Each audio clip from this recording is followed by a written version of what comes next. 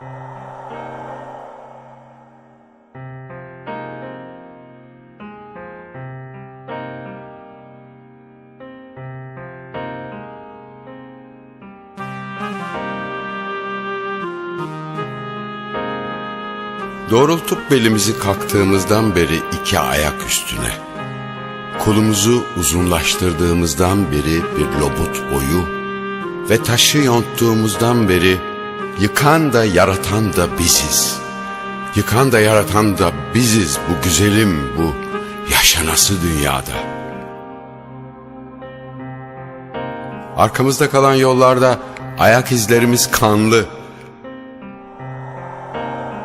Arkamızda kalan yollarda ulu uyumları, aklımızın, ellerimizin, yüreğimizin, toprakta, taşta, tunçta, tuvalde, çelikte ve plastikte.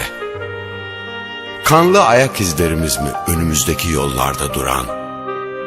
Bir cehennem çıkmazında mı sona erecek önümüzdeki yollar?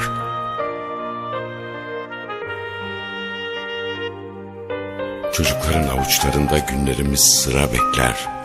Günlerimiz tohumlardır avuçlarında çocukların avuçlarında yeşerecekler. Çocuklar ölebilir yarın. Hem de ne sıtmadan ne kuş palazından. Düşerek de değil kuyulara filan. Çocuklar ölebilir yarın. Çocuklar sakallı askerler gibi ölebilir yarın. Çocuklar ölebilir yarın atom bulutlarının ışığında.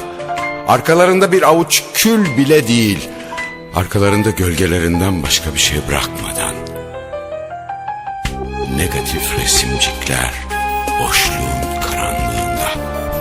Krematorium, krematorium, krematorium. Bir deniz görüyorum, ölü balıklarla örtülü bir deniz. Negatif resimcikler boşluğun karanlığında. Yaşanmamış günlerimiz, çocukların avuçlarıyla birlikte yok olan. Bir şehir vardı, yeller eser yerinde. 5 şehir vardı, yeller eser yerinde. 100 şehir vardı, yeller eser yerinde. Yok olan şehirlere şiirler yazılmayacak, şair kalmayacak ki.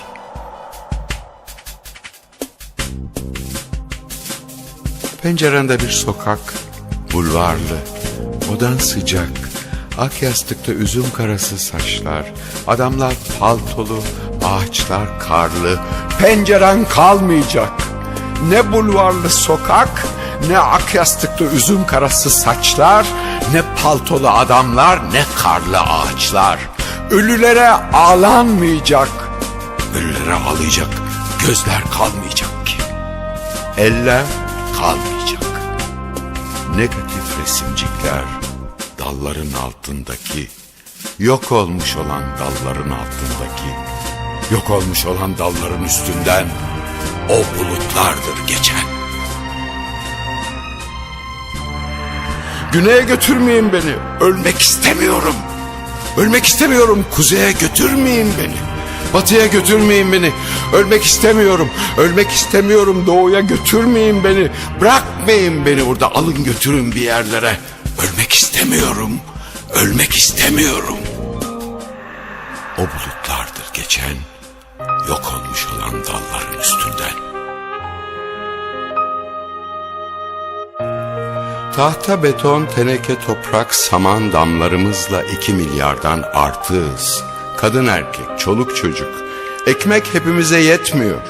Kitap da yetmiyor. Ama keder dilediğin kadar. Yorgunluk da göz alabildiğine. Hürriyet hepimize yetmiyor. Hürriyet hepimize yetebilir.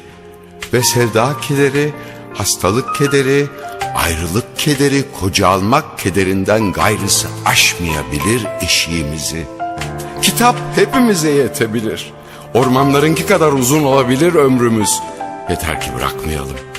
Yaşanmamış günlerimiz yok olmasın çocukların avuçlarıyla birlikte. Boşluğun karanlığına çıkmasın negatif resimcikler. Yeter ki ekmek ve hürriyet yolunda dövüşebilmek için yaşayabilelim. Tanrı ellerimizdir. Tanrı yüreğimiz, aklımız, her yerde var olan Tanrı. Toprakta, taşta, tunçta, tuvalde, çelikte ve plastikte ve bestecisi sayılarda ve satırlarda uyumların. İnsanlar, sizi çağırıyorum. Kitaplar, ağaçlar ve balıklar için. Buğday tanesi, pirinç tanesi ve güneşli sokaklar için. Üzüm karası, saman sarısı saçlar ve çocuklar için. Çocukların avuçlarında günlerimiz sıra bekler. Günlerimiz tohumlardır avuçlarında çocukların. Çocukların avuçlarında yeşerecek.